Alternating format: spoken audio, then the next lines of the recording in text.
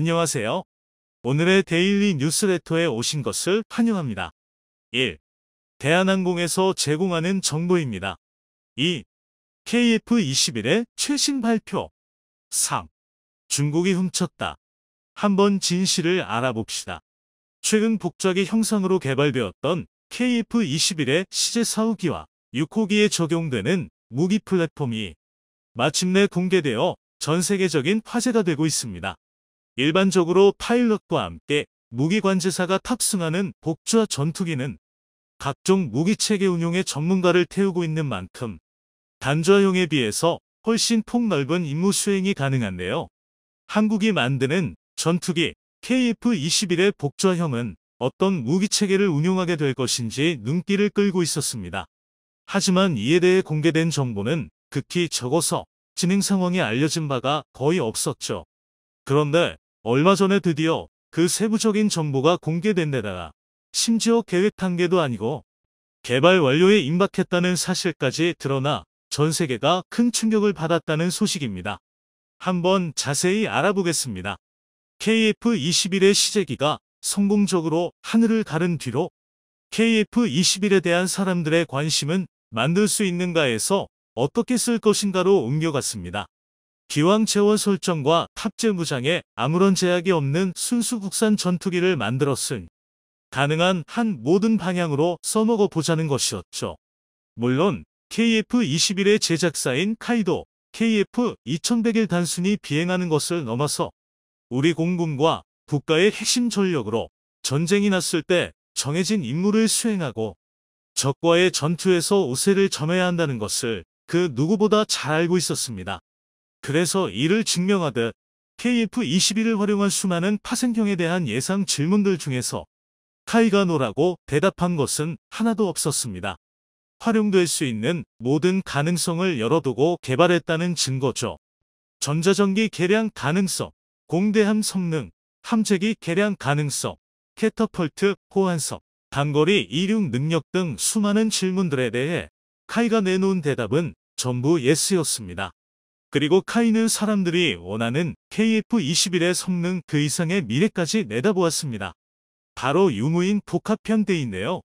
KF-21 한 대가 3에서 4대의 무인 전투기 쿠스 LW를 거느리고 편대를 꾸려 작전하는 개념입니다. 한국이 자체 개발하는 무인 전투기에 대한 계획은 사실 이미 수년 전부터 존재했습니다.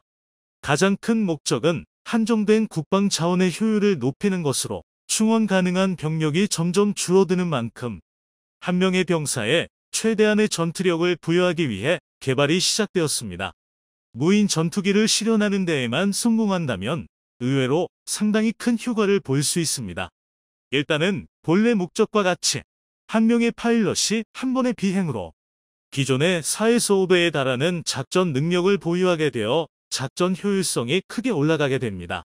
이는 한국의 전투기가 맞서 싸울 상대가 주로 누가 될지를 떠올려보면 어마어마하게 큰 장점이라고 할 수 있습니다. 무인기의 경우 조종석과 긴급 사출 장치, 생명 유지 장치 등 파일럿을 고려한 장비들을 일체 탑재할 필요가 없고 덕분에 완전히 무장량과 기동성, 스텔스 성능에 집중할 수 있게 되죠. 한편 무인기들을 조종하게 되는 유인기의 설계 부담이 크게 줄어드는 장점도 있는데요. 무장의 양과 종류를 편대 무인기에 분배할 수 있고 역시 그만큼 파일럿 방어와 스텔스 성능을 더욱 강화할 수가 있습니다. 이를 통해서 KF-21은 제한적인 스텔스로 인해 4.5세대기로 분류되는 지금보다 훨씬 더 발전할 것으로 보이는데요. 하드포인트의 필요성이 줄어서 5세대 전투기급 저피탐 성능을 획득할 수 있게 되는 데다 무인기를 통한 탐지 및 공격 범위의 확장으로 5.5세대에서 6세대에 해당하는 극대화된 전투력을 발휘할 수 있게 될 것입니다. 여기까지가 기존 공개된 정보를 수합한 KF-21 유무인 복합편대의 효과인데요. 얼마 전 성황리에 막을 내린 대한민국 방위산업전 DX 코리아 2022에서 추가적으로 공개된 내용이 상당히 충격적입니다. 기본적인 무인기의 임무는 3에서 4대 편대로 유인기 호위와 정찰 대행을 맡는 것임에 변화는 없지만 여기에 더해 상황에 따라 자폭도 가능해졌죠.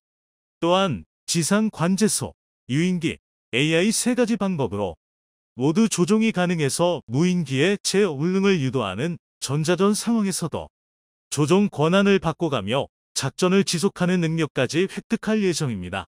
호위 능력의 범위 역시 확대되어 기존의 지상 방공망에 대한 호위 능력뿐만 아니라 상공의 적기의 공격으로부터도 모기를 지킬 수 있게 되었습니다. 그리고 무엇보다 추령 6,500파운드급 국산 터보팬 엔진의 애프터버너 기능까지 탑재해 마음속에 달하는 속력을 낼 수 있다는 점이 큰 화제가 되었는데요. 무인기의 속력이 빠르면 빠를수록 내부 무장창에서 발사하는 미사일의 초기 가속에 드는 연료를 절약해서 사거리에서 이득을 볼 수 있고 같이 편대를 이루는 유인기의 속력 제약도 적어지기 때문입니다. 그리고 이것이 제조사에서 일방적으로 발표한 희망사항이 아니라 당장 내년부터 제작이 시작되기 때문에 바뀌는 일이 없는 결정사항이라는 점이 충격을 더했습니다. 웅비가 테스트베드가 될 가능성이 높고요. 만약에 그걸 통해서 유무인 편대 임무 수행이 가능하게 검증이 되면 다른 유인기 플랫폼으로 확장을 할 것 같긴 해요.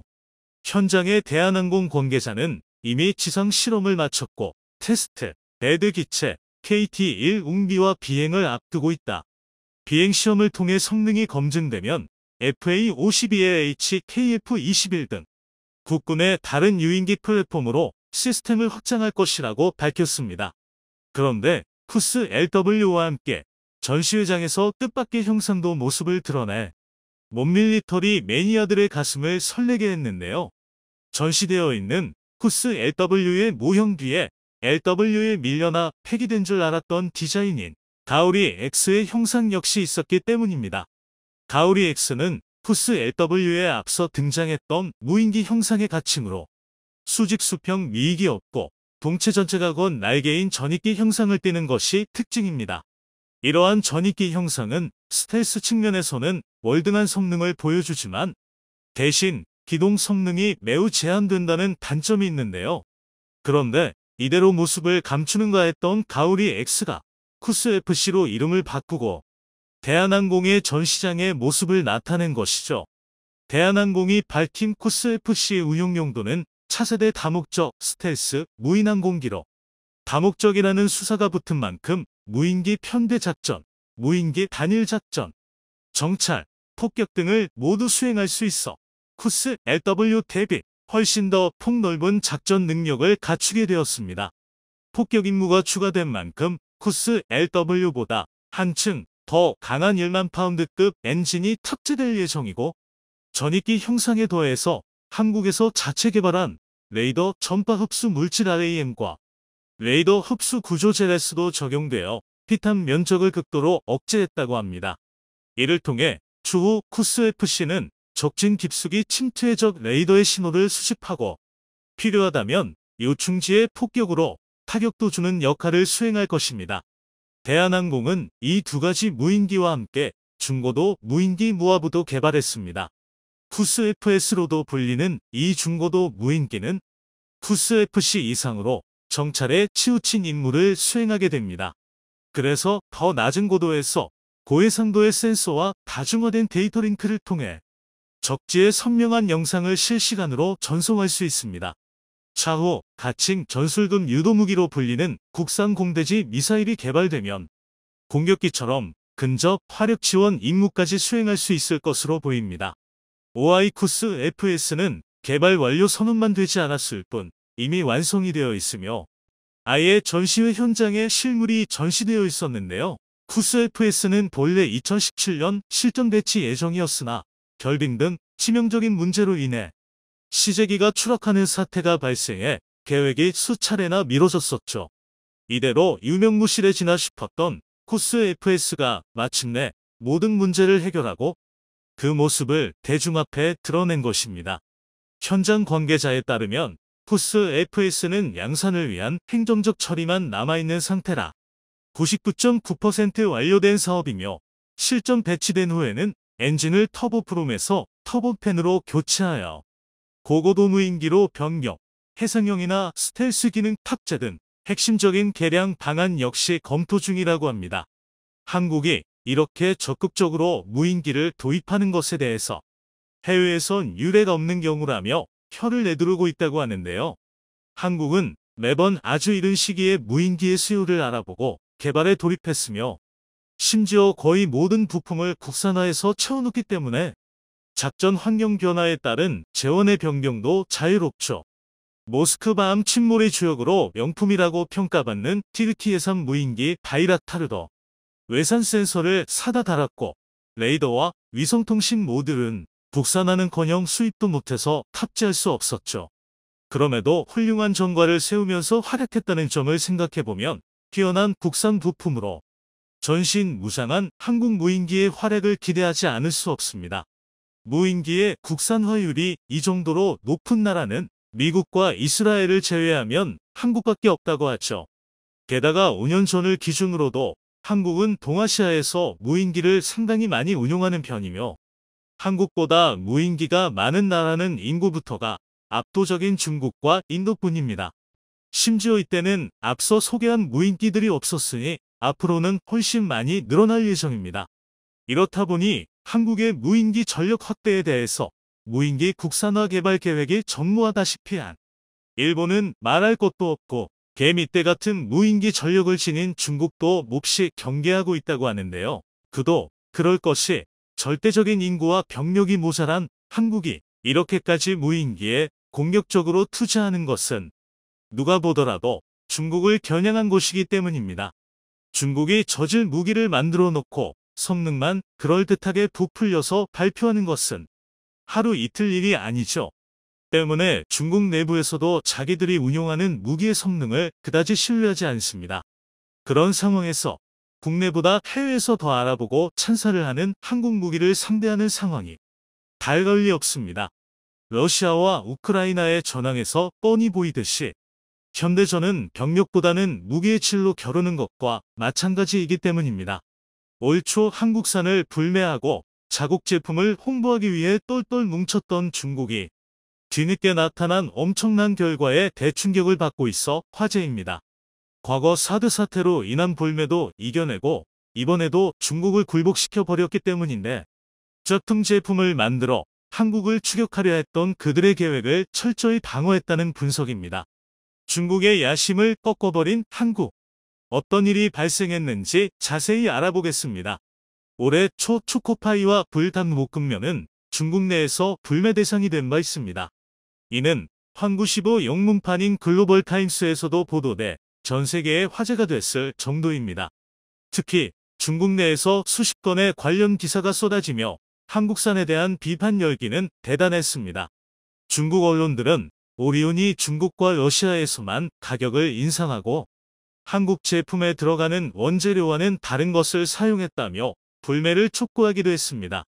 당시 중국 내 실시간 검색 순위에 오리온 초코파이가 1위에 올랐으며 순식간에 1억 명 이상의 사람이 한국 비판에 합류한 바 있습니다.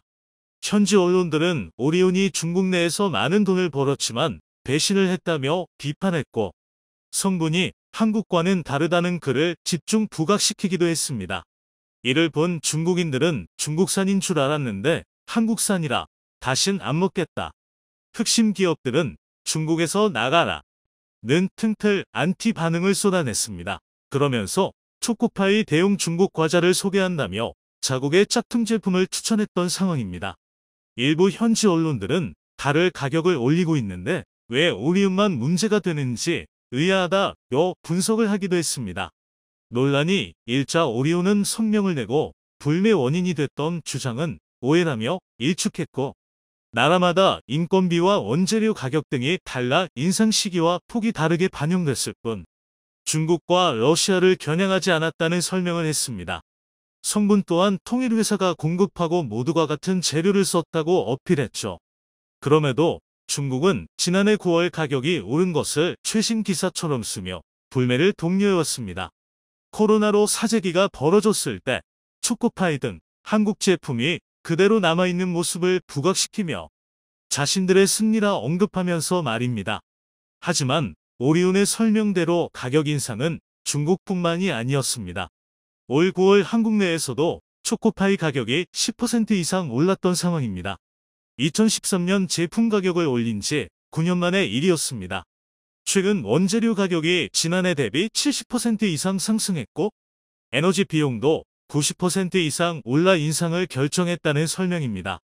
초코파이가 중국 내에서 인기를 얻기까지는 수많은 우여곡절이 있었습니다.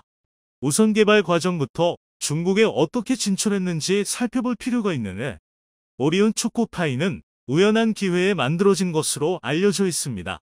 1970년대 초 오리온 연구원들이 미국 등 선진국을 순회했을 때 현지 매장에서 우유와 함께 나온 초콜릿 코팅 과자를 맛보다가 신제품 아이디어를 얻었고 약 2년간의 실험 개발을 통해 1974년 초코파이가 탄생했던 것입니다.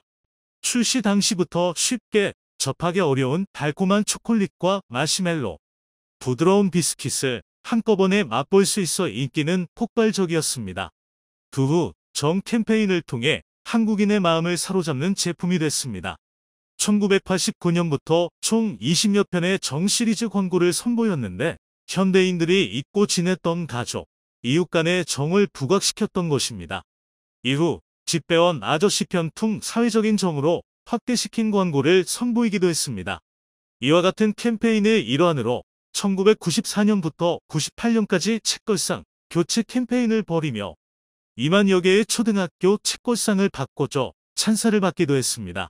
그리고 1998년 IMF 경제위기 때는 둥근 정이 떴습니다라는 광고 카피로 한국인이라면 이겨낼 수 있다는 희망의 메시지를 전달해 호응을 얻었던 상황입니다. 그런데 한국을 넘어 세계인의 입맛을 사로잡는 과정에는 우여곡절이 있었습니다. 1995년 중국 내 공장을 건설하던 당시 초코파이에서 곰팡이가 발견된 것입니다. 그해 여름 중국 남부 지역에서 발생한 장마 때문이었습니다. 한국보다 고온다습한 현지 기후를 잘 견뎌내지 못한 것이 문제였죠. 이에 오리온은 생산 제품 전량을 리콜하고 10만 개를 한데 모아 불태웠습니다. 상당한 손실이었지만 초코파이를 불태웠다는 소문이 중국 전역으로 퍼지면서 오히려 신뢰를 얻는 계기가 됐다는 평가를 들었습니다. 그 후 1년여 동안 문제점 개선에 매달렸고 결국 최적 수분 함량 13%를 찾아낼 수 있었습니다. 덕분에 방부제나 알코올을 전혀 쓰지 않고도 혹한의 러시아부터 열사의 땅 중통까지 6개월간 변함없는 품질을 유지할 수 있는 것입니다. 덕분에 오리온 초코파이는 전 세계 60개국에서 연간 20억 개 이상이 팔리고 있습니다. 그중 가장 비중이 큰 지역은 중국입니다. 한국인에게 정정이 각별한 것처럼 중국인들은 인간관계에서 가장 중시하는 가치로 인인을 꼽고 있습니다. 이에 오리온은 2008년부터 중국용 포장지에 인인자를 삽입하고 있는 상황입니다. 그리고 초코파이 명칭을 좋은 친구를 뜻하는 한자어로 표기해 이미지 마케팅도 하고 있습니다. 오리온은 중국인이 가장 좋아하는 마케팅 행사다. 무료 시식이라는 조사를 토대로 체험 마케팅에 주력한 바 있습니다. 또 현금만 받고 바이어들과 거래를 해 자기 돈으로 초코파이를 사들인 이들이 더 열심히 팔도록 하는 등 현지화 전략을 다양하게 펼치기도 했습니다. 그 결과 2012년부터는 중국 판매가 국내 매출을 뛰어넘어 봤죠. 그런데 그 후 또 한 번의 위기가 왔습니다. 사드 사태로 중국 내에서 한국 제품 불매가 크게 번졌던 것입니다. 하지만 초코파이의 인기는 중국 사드 이슈를 단숨에 뛰어넘습니다. 사드 사태 직후인 2017년 상반기에는 중국 법인 매출이 42%나 축소됐지만 불과 몇 달 뒤인 3분기부터 큰 폭으로 판매가 증가하며 기존 매출을 회복했던 것입니다. 강력한 품질 관리도 오리온의 성공 요인이었습니다. 오리온은 2007년부터 미국 식품위생감사기관인 미국 제빵협회 AIB 기준을 도입해 매년 엄격한 검사를 받은 바 있습니다. 해당 평가에서 오리온 중국 공장 4곳은 세계 6위 안에 이름을 올리기도 했습니다. 가짜 음식 파통으로 민감해하던 중국인들이 믿고 먹을 수 있는 식품이 된 것입니다. 중국에서는 2008년 인체 유해 화학물질인 멜라민 분유가 유통돼 적어도 6명의 영유아가 숨지고 30만 명이 피해를 입은 바 있습니다. 현재도 위생불량 적발 건수에서 중국산 수입 식품이 가장 많이 나오고 있는 실정입니다. 결국 믿을 수 있는 오리온 초코파이는 중국 식품 브랜드 8위에 올라서 있습니다. 국내 브랜드 중 유일하게 톨백에 진입한 것입니다. 특히 파이 부분에서는 6년 연속 1위를 차지하는 등 위상을 공고히 하고 있는 상태입니다. 이에 중국 내에서는 포장을 베낀 제품들을 쏟아내며 한국을 추격하고 있습니다. 한국 측의 문제 제기로 위조 상품 판매글 2만 건 이상이 삭제되기도 했습니다. 중국의 불매 공격을 받은 것은 삼양식품도 마찬가지였습니다. 불닭볶음면 유통기한이 이중 표기됐다며 초코파이와 함께 불매 품목에 올렸던 것입니다.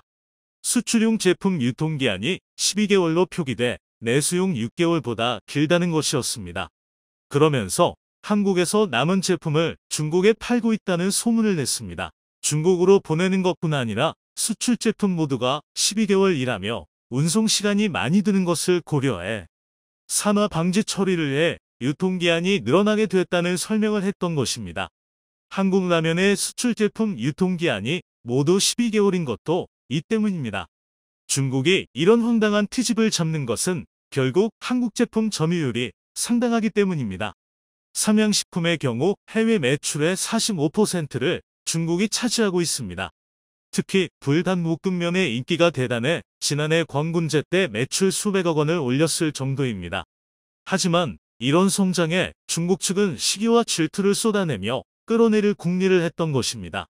그런데 중국 짝퉁이 아무리 덤벼도 케이슨에게 인기는 넘지 못하고 있습니다. 삼양식품의 매출 대비 수출액 비중은 72%를 넘어선 상태입니다.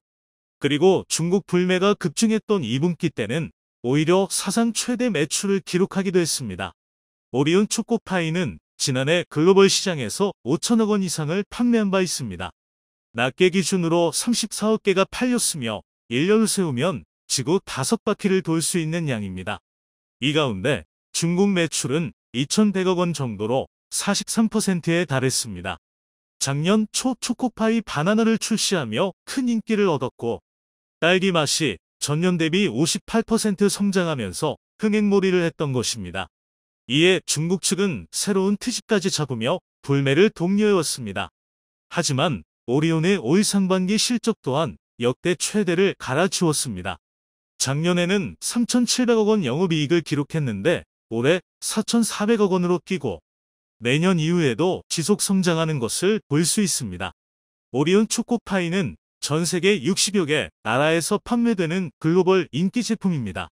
과거 실크로드를 빗대 이를 파이로드라 부르고 있죠. 베트남에서는 제사상에 올리는 음식으로 초코파이를 애용하고 있습니다. 2006년 호치민에 공장을 세워 연간 5억 개 이상 팔고 있는 것입니다. 이는 현지 문화를 제대로 공략하고 있기 때문입니다. 돼지고기를 먹지 않는 이슬람 문화권에서는 오피 젤라틴을 사용해 할랄 인증을 받았고 힌두교를 믿는 인도에서는 해조류에서 추출한 식물성 젤라틴을 사용하고 있습니다. 그리고 러시아에서도 국민 간식으로 통하고 있죠. 마트는 기본이고 시베리아 횡단철도에서도 판매되고 있을 정도입니다. 러시아는 혹한의 날씨 때문에 차를 계속 데워 따뜻하게 마시는 문화가 있습니다. 이때 단 것을 곁들여 먹는 문화를 적극 파고든 것입니다. 하지만 중국은 다른 나라에 대한 배려 없이 자신들의 중심이 되려 하고 있습니다. 한국 제품의 인기가 커질수록 중국 측의 억지 주장과 불매는 지속될 것입니다. 한국은 더욱 품질을 높여 중국의 추격을 완전히 무너뜨리길 바랍니다.